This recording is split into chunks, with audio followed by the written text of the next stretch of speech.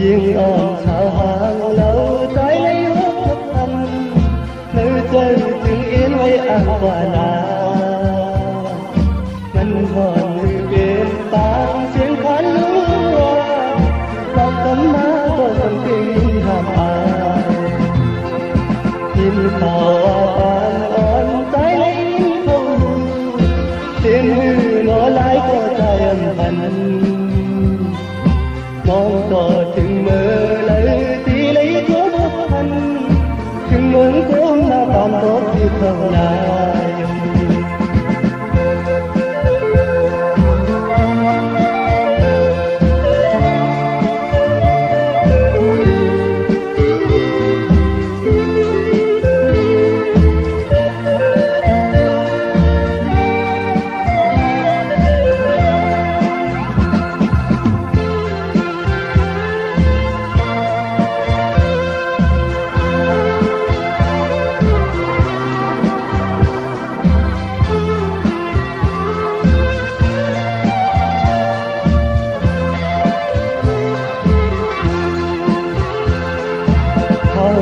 anh bên xưa sáng xưa trăm hơi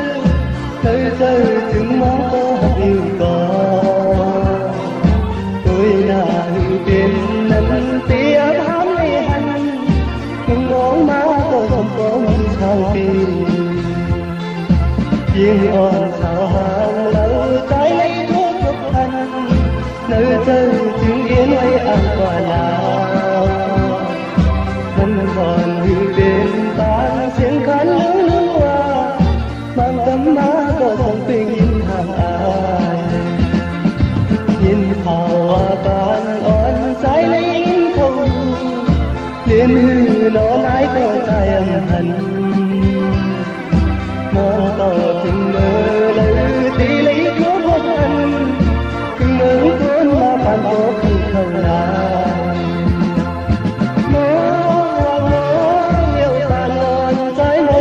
bên anh